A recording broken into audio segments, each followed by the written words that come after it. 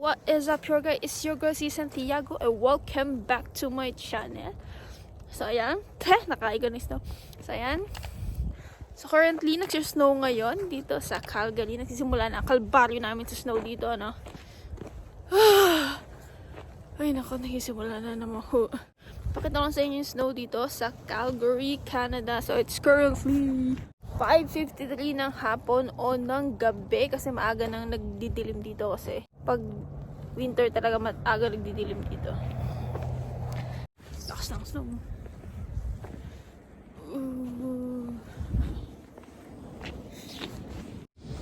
Puro puti na naman makikita mo sa lahat. Kakauwi lang namin ng bahay at nagtatanggal na siya ng snow sa garage namin. Para hindi siya mahirap tanggalin bukas ng umaga. Kaya babawasan na kasi today malakas yung snow. Hanggang bukas!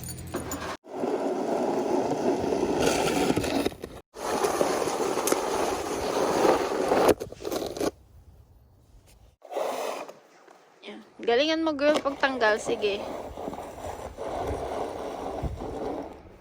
Hindi na tayo sa loob ng bahay kasi masyado malamig dun sa labas. Ang alam ko may snowstorm today hanggang bukas. So nakita niyo na yung snow tonight.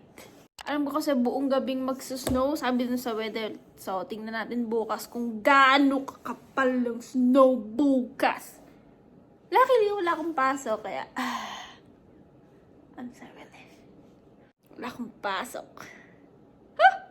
Few moments later. So, update lang tayo guys. Tingnan natin kung ano nang nangyayari sa labas kasi 7:30 na. Lipas lang isang oras at kalahati. Tingnan natin yung labas kung ano nang nangyayari.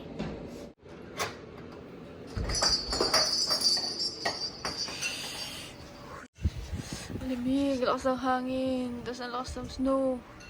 Tapos tingnan natin yung tinanggalan ng snow ni ate kanina ako. Yun, nakachinelas lang ako. Tigas ng pa ako. Tigas ng mukha. Oh! Hindi naman nilinis yan ni ate kanina. Wala na. Tinabon naman ng snow. Nakas ba't yung wala pa kaming kapitbahay kasi bagong community pa lang. Tapos mamaya na ulit update ko na lang ulit kayo mamaya. Okay, see you in a bit. Few moments later. So, ayan, 9 PM na. Nagsha-shovel na naman ang ating kapalo. 9 PM na.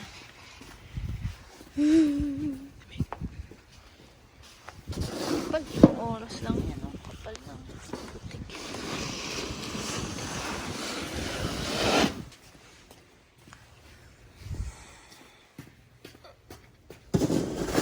Oras lang nakalipas. Pero na naman siya. Galingan mo sabel ma. The next day. Hello, what's up? Good morning. So, 7:31 na ng umaga. So, tatanggal tayo ng snow sa labas kasi sobrang kapal ng snow sa labas. Lamig.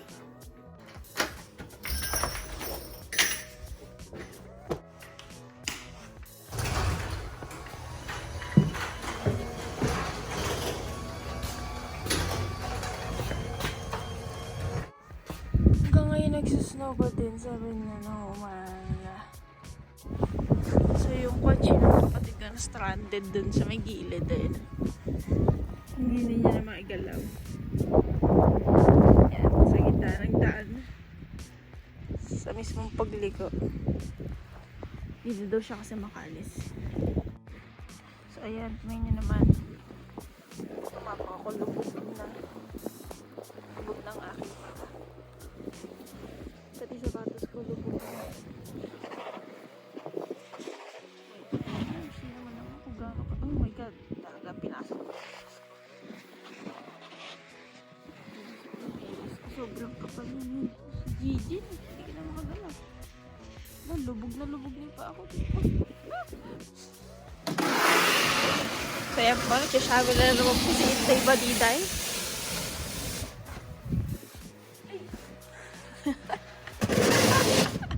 Pagbati mo, Itay Badiday, ha?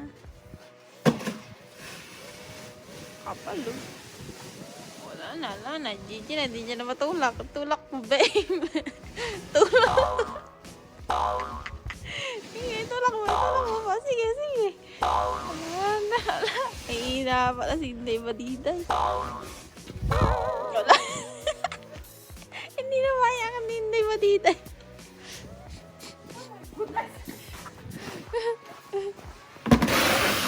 Kapal, oh.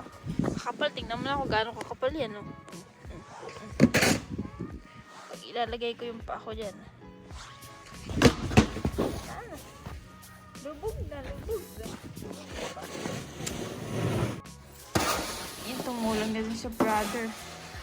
Kapag tanggal na snow kasi hindi talaga kaya, so walang kapal. Tingnan nyo naman kung gaano kakapal, ah.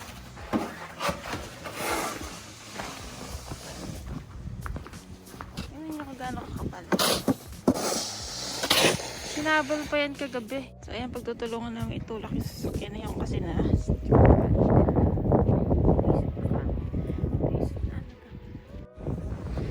tignan nyo kung gaano siya kakapal, oh. Grabe. Kasi na-stranded dun. Ayan, tinatanggalan nila ng snow kasi hindi na makaandar. Nasa gitna siya ng daan. Ha? Ikaw magdadrive?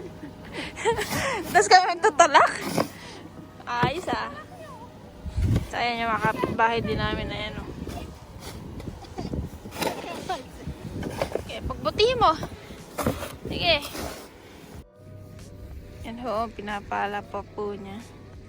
Natanggal niya po siya. Nagigilid lang namin yung kotse niya kasi nasa gitna talaga ng daan. Oh, yan, ganyan na. Tulak na. Watcher lang ako, watcher.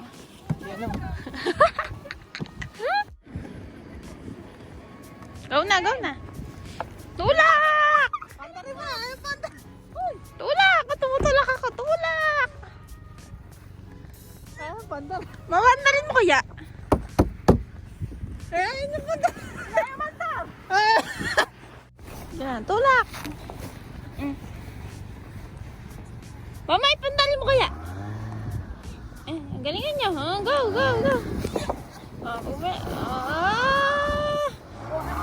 Kumakabot yung gulo, kumakabot. Ay, kain yun na. Kain yun, tatlo lang. Sige, tulak pa, tulak. Tulak. Wala na. Stranded na yung gulong. Wala na. Tawa na una ka. Mama, wait. Kabugin mo. Wala na, nasa gilid na. Anong gilid na? Gilid na, nasa gitna pa. Taka, nasa gitna ka pa. Sabi na naman po siya. Sige, go.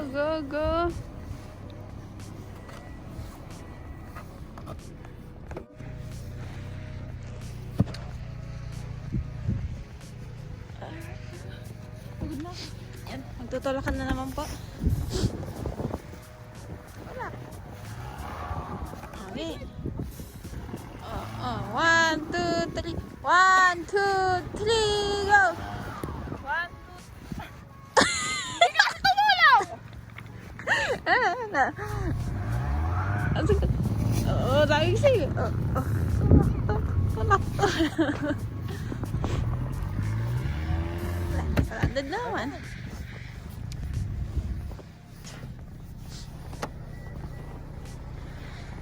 Patay mo na nga. Park mo na. Okay na ba yan? Tingnan mo naman. Konti na lang lumubog yung gulong. Tama na eh. Paano gagawin? Ayaw eh. Susiin mo. Lock mo. Mama, hindi na sila makakadaan. Ha? Ang taas doon.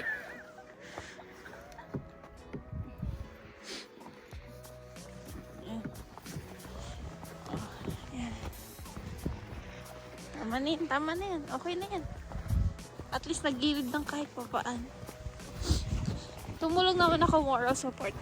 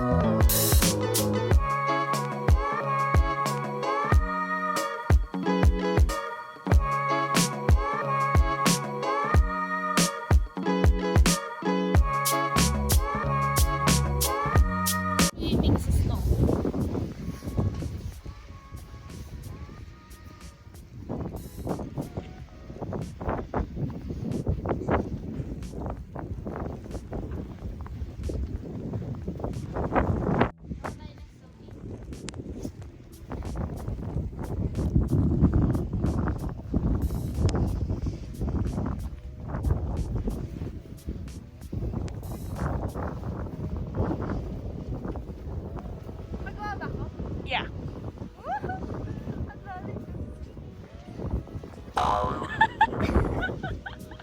Wala, hindi na makatayo, girl.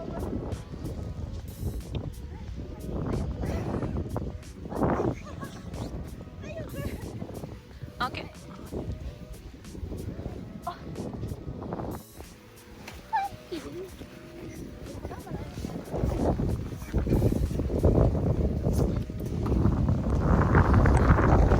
So, ayan, nandito na kami sa loob ng bahay at nakita niyo naman kung gaano kataas yung snow. Hindi namin na-expect na ganun pala kataas yung snow. Grabe. So, ayan, yung mga katulong natin mag-shovel kanina. Tapos, so, yung isa yan, si ate, hindi na nakapasok kasi wala siyang bus. So, kasi napakakapal din ng snow, kaya sila nakapasok. Yan, pumasok eh, naka-uniform pa siya. Oh, yan, naka-uniform pa. Hindi na siya nakapasok, day. Siyang car ng kapatid ko, tinulak-tulak pa namin. Kasi nga, naka-stranded dun sa gitna ng daan. Ginilid pa namin. Oh my God, ang lamig-lamig pa. And dito ko na muna tatapusin na video na to. At kung nag-enjoy ka sa video na to, don't forget to like, share, comment, and especially subscribe mo na yan. Malay mo, lagyan ko to ng part 2. Kaya i-click mo na yung notification bell button dyan sa baba para ma-update ka sa aking next na i-upload na video. And muli, it's your girl, Cee Santiago. And thank you for watching and peace out.